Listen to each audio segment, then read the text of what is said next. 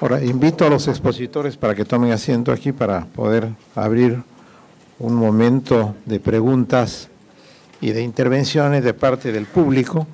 Han sido invitados a esta reunión autoridades universitarias, miembros del Ministerio de Salud, miembros del Ministerio de Medio Ambiente, de los gobiernos locales. Particularmente se ha invitado a las autoridades de los municipios de San Borja, de Surco y de San Isidro, que tienen planes de modificación para sus ambientes urbanos. Vamos a ver si es que en algún momento podemos recibir alguna contribución informativa de ellos también. Pero ahora, por un breve espacio de tiempo, vamos a dar la oportunidad para que dentro del auditorio, con la identificación correspondiente, pidan la palabra para decir muy brevemente algún comentario adicional o alguna pregunta. Si hay alguien en el auditorio que quiere hacer uso de la palabra, por favor, levante la mano. ¿Alguien? Si no, vamos a ver, por favor. Identifíquese, por favor. Muy buenas noches, mi nombre es Alejandra Palomino Tito. Vengo en representación del Clamor de la Tierra. Nosotros vemos como responsabilidad social el aporte en cuanto al tema relacionado al cambio climático. Creo que su planteamiento al respecto de la participación directa del Ministerio de Salud es importante, ya que existen diferentes instituciones a nivel local que deben estar interrelacionados para poder reeducar a la sociedad en su totalidad, para que puedan también intervenir como entes activos dentro de la conservación de lo que es el cambio climático. Estamos en un problema latente y a través de los años avanza más y vemos ya el peligro, ¿no? Cómo seguirán viviendo nuestros hijos. Por esa razón es que las municipalidades son las instituciones quienes deben encargarse a través de la asesoría del Ministerio de Salud en el trabajo que debe consistir en relación a lo que es la conservación del cambio climático, ¿no? Muchas gracias. Muchas gracias. Si hay alguna otra intervención, por favor. Bertita, doctora, sí.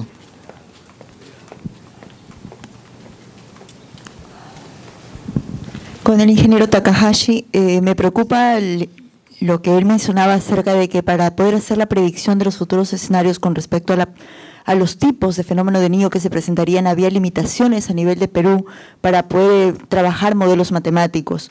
Nosotros tenemos en la Dirección General de Epidemiología, ahora CDC, la Dirección de Inteligencia Sanitaria, donde también trabajamos ciertos modelamientos de algunos problemas de salud.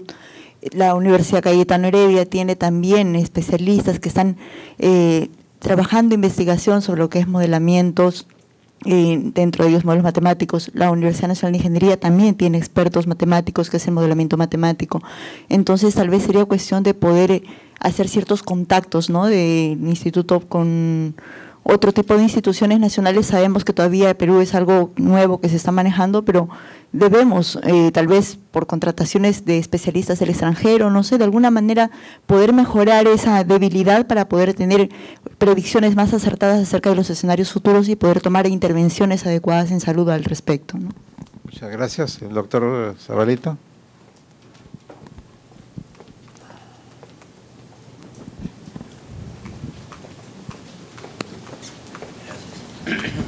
Alfonso Zabaleta, de la Academia Nacional de Medicina, al ingeniero Takahashi, para tratar de hacer un link entre las dos exposiciones finales. Es conocido, o se dice, no soy un experto, pero se menciona que, por ejemplo, el imperio egipcio antiguo cayó, ¿no? Cayó específicamente por un fenómeno del Niño Largo. También algunas culturas, ¿no?,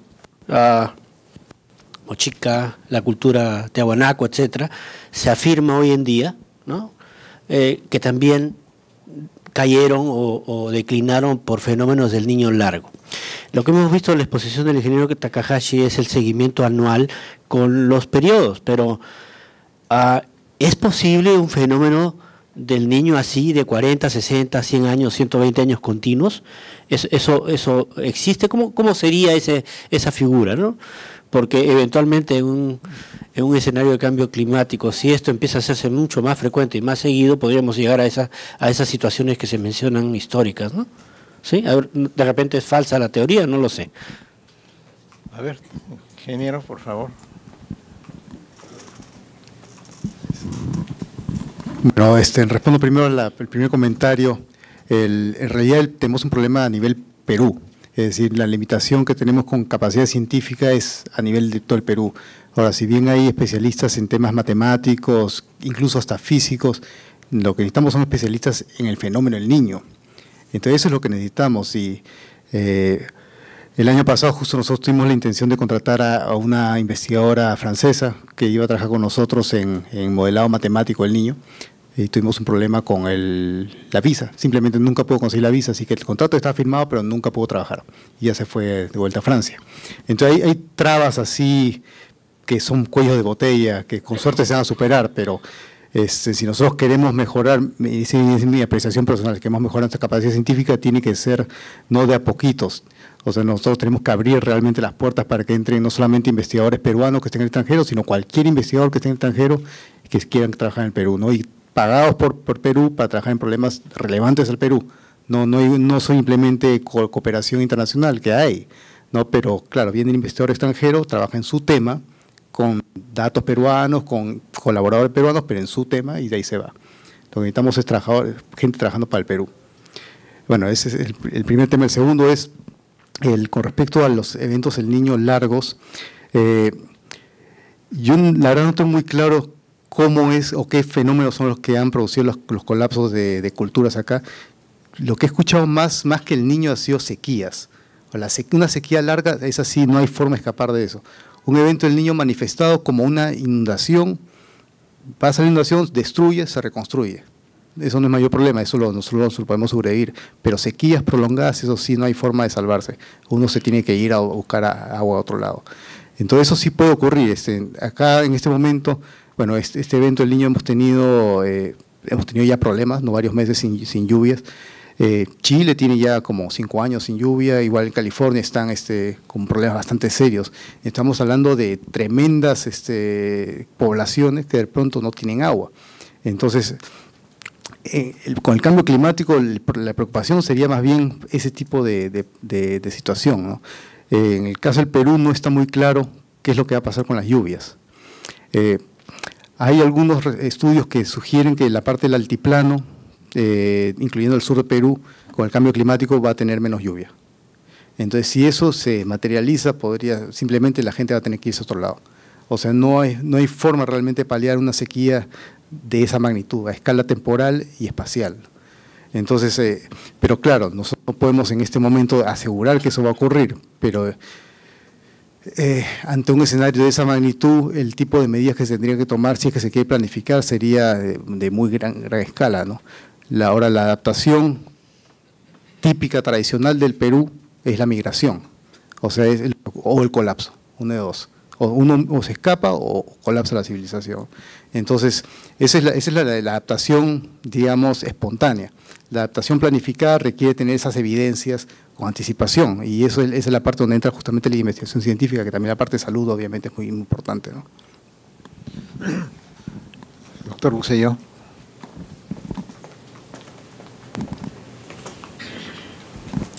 Alejandro Bucelló, de la Academia Nacional de Medicina. Me preocupa que aquí en el Perú la tala indiscriminada de árboles, la minería ilegal que cada día crece más y está en zonas que deberían ser zonas protegidas, la contaminación de los ríos.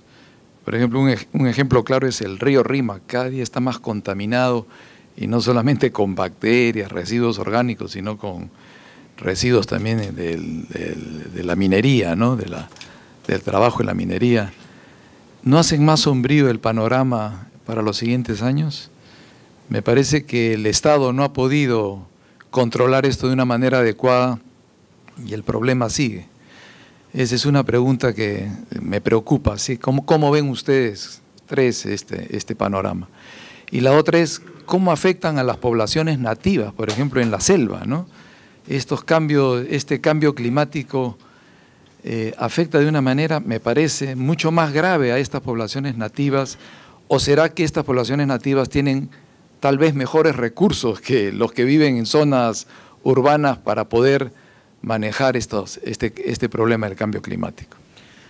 Antes de que conteste la mesa, por favor, Bertita, quisiera, aprovechando que está la doctora Lucy Vázquez aquí con nosotros, la licenciada, que ha estado trabajando en el instituto, en la constitución de una unidad de estudio de cambio climático, nos habla el doctor Figueroa, que precisamente el Ministerio está ocupando ahora en la posibilidad de constituir un organismo que permita la investigación de todos estos factores, hasta dónde se ha avanzado y cuál es la situación. Muy brevemente, licenciada, para que nos diga qué cosa está haciendo el instituto en este momento en relación con esto, por favor, para que después podamos contestar y terminar la parte de la discusión.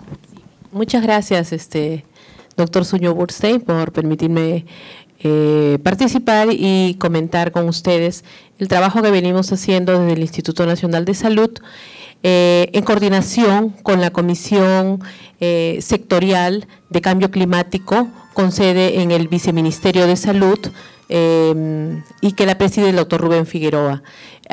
Desde a fines del 2014 venimos trabajando en un plan integral de mitigación y adaptación frente a los efectos del cambio climático. Este plan involucra el trabajo de todos los sectores del Ministerio de Salud. Tiene que ser aprobado, está ya terminado y, como él lo mencionó, está en aprobación.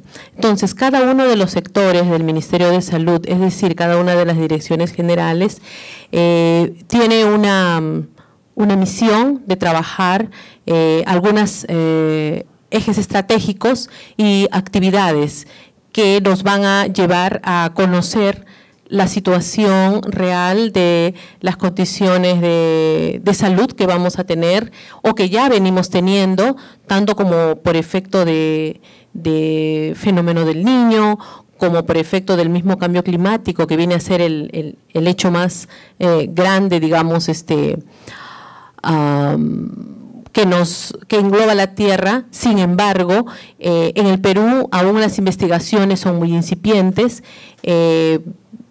Incluso está mencionando aquí el doctor Takahashi que las predicciones no son tan precisas y que necesitamos investigadores. Entonces, eso es lo que nosotros tenemos que hacer. Desde el Instituto Nacional de Salud se están proponiendo en estos planes, se están proponiendo líneas de investigación en las cuales dentro de pocos meses tenemos que invitar a expertos para poder delinear estas líneas de investigación específicamente en cambio climático, para poder dar al Ministerio de Salud estas líneas que puedan ser trabajadas por los diferentes grupos de científicos, ya sea de la academia, ya sea del mismo Ministerio de Salud, de las universidades o de otras entidades privadas.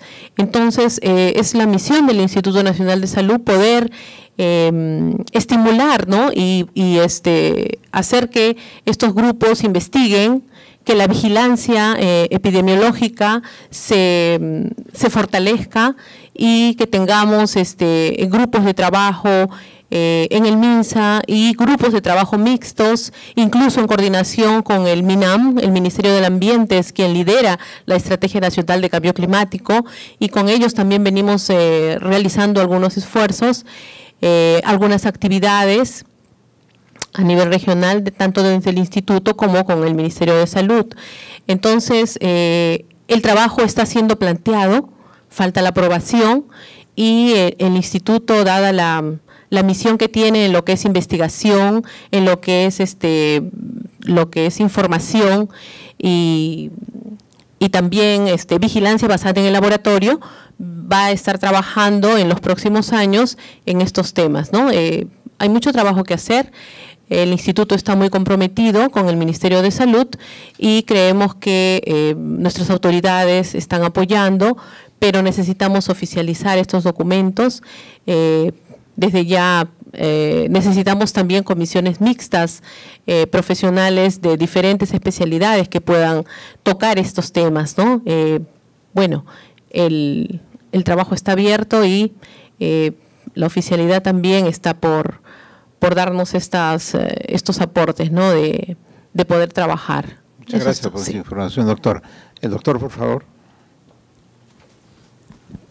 Gracias. Arturo Erazo, del Centro Nacional de Salud Ocupacional y Protección del Ambiente, del INS. Hay un principio de más vale prevenir que curar. El cambio climático, el fenómeno del Niño son fenómenos que ya se conocen y se van agravando cada vez más. Yo quisiera preguntar al panel selecto, gracias por las exposiciones, que nos actualice esta preocupación en el sector salud. ¿Qué estrategias sugerirían ustedes para los otros sectores de la producción que también contribuyen para el agravamiento del cambio climático, como es el efecto invernadero, la contaminación ambiental por hidrocarburos halogenados y otros compuestos más? En ese sentido, solamente se ha mencionado, lógicamente, al sector salud, que somos los más sensibles en este problema, porque tenemos a cargo la responsabilidad con los humanos, con los seres humanos, y el Ministerio del Ambiente, con el entorno, pero eso es un mecanismo de respuesta a un impacto. Pero en cuanto a la control de estos factores, digamos, que agravan el calentamiento global, ¿qué estrategias sugieren o podrían informarnos que se han implementado en nuestro país, ¿no? Muchas gracias. Ahora, para terminar, les voy a dar la palabra muy brevemente para que cada uno de ustedes responda a las preguntas. Doctora Rivière. Muchísimas gracias por sus preguntas. Quisiera responder a las dos intervenciones porque tienen una raíz común, y es que si hacemos una similitud justamente con el sector salud, una de las cosas que tenemos enfrente es que los efectos y las consecuencias de las acciones en muchos otros sectores se ven y sintomatológicamente aparecen en el sector salud, en las personas. Entonces, el sector salud acaba intentando resolver problemas de salud que ya son un problema en sí, es decir, no puede hacer la prevención visto que las raíces, las determinantes, están en los otros sectores. Hay muchas y diferentes maneras en las que uno puede influenciar e intentar responsabilizar a los otros sectores sobre el rol que ellos tienen a nivel de salud. Existen el concepto de salud en todas las políticas, que conceptualmente es muy bonito, a nivel práctico es mucho más complicado. En algunos países se ha conseguido trabajar de una manera mucho más profunda, en otros obviamente también depende de un cambio en el enfoque que tiene el gobierno en la resolución de la problemática de salud. Efectivamente, si nosotros estamos en enfermedades en las que podemos controlar y que somos muy buenos, porque en el sector salud sabemos perfectamente medicar, sabemos perfectamente diagnosticar y lo hacemos muy rápido, sabemos perfectamente manejar los casos, tratar a los pacientes, pero tenemos estas personas que están en una casa que tiene un suelo de tierra, unas paredes de adobe, un techo de estera. Nosotros les insistimos en que su casa tiene que estar limpia para que no se enferme de peste, para que no le entren las pulgas o los roedores, que no le entren los mosquitos, etcétera. Nosotros podemos insistirle de todas las maneras, pero ¿cómo uno consigue limpiar una casa de estas características? Nosotros, sector salud, no vamos a poner cemento, no vamos a poner paredes, no vamos a poner techos porque no estudiamos para eso. Tenemos que intentar conseguir responsabilizar a los sectores que están implicados en esto. Hablo del sector, obviamente, vivienda y construcción, pero vale para los otros y muchos más. Y ahí vengo a la similitud otra vez, dijéramos, la similitud anatómica entre el Perú con el sistema humano. Si nosotros consideramos que los ríos son las venas del país, una de las problemáticas que tenemos es que nosotros nos estamos cuidando muy poco en el Perú. ¿Por qué? Pues justamente porque tenemos todos estos vertimientos, no solo obviamente de aguas residuales y de basuras o residuos sólidos, que sería lo más fácil de contrarrestar, pero también tenemos contaminaciones mineras, contaminaciones químicas de otro tipo que afectan obviamente la biodiversidad, y yo siempre digo, el Perú me encanta porque se vende por la biodiversidad que tiene, y con un tono un tanto cínico, que no está muy bien decirlo, digo, sí, efectivamente, si siguen de esta manera, dentro de muchos años serán extremadamente biodiversos por todos los efectos que habrán tenido estas contaminaciones. Obviamente esto es una caricatura de lo que puede pasar, pero tenemos que ser muy conscientes de que, como en el caso de las enfermedades transmitidas por vectores, por ejemplo, tenemos que concientizar a los otros sectores del rol que tienen en evitar que se contaminen nuestras venas, nuestras arterias, nuestros ríos. Si no conseguimos que el sector producción entienda el efecto que ellos generan a nivel de la salud humana por la contaminación, los gastos que también a los que contribuyen, porque obviamente después las empresas prestadoras de servicios de tratamiento de agua tienen que invertir muchísimo más en químicos y en procesos de tratamiento muchísimo más sofisticados para que podamos tener un agua potabilizada, eso es un costo para el consumidor también, aparte del costo en salud que puede tener el utilizar este agua con estas características, etcétera, etcétera, etcétera. Hay muchas actividades y mucha abogacía que se puede hacer a nivel de los otros sectores. Quizás uno de los problemas que tenemos es que en el sector salud no nos sabemos explicar bien y no podemos o no conseguimos explicarnos y hacer entender a los otros sectores el rol que ellos tienen en mejorar la salud de la población, de que ellos también, de alguna manera, son sector salud, sin que ellos lo quieran ser. Muchas gracias, doctora. Y el ingeniero ya nos había contestado alguna pregunta. Quisiera, doctor Osvaldo Salaverry, si tiene un comentario final muy breve. Yo quisiera resaltar que el cambio climático básicamente es el aumento de la temperatura y se le atribuye a la emisión de gases con efecto invernadero. Y como ya se mencionó, los gases de efecto invernadero se producen fundamentalmente por los países industrializados. La contribución de los países no industrializados como el nuestro a los gases invernadero a nivel mundial es mínima. Por consiguiente, es poco lo que podemos hacer nosotros para disminuir el avance del cambio climático en ese aspecto. Es otro tema el de la contaminación, que produce otros efectos que deberían ser controlados en todos los países.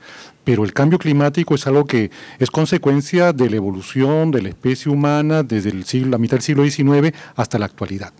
Ahora, sí, es verdad que han desaparecido civilizaciones en la antigüedad, no solamente en la costa peruana. Los mayas desaparecieron porque estuvieron sometidos justamente, como lo dijo el ingeniero Takahashi, por una sequía prolongada que obligó a que tuvieran que abandonar y migrar a otra parte.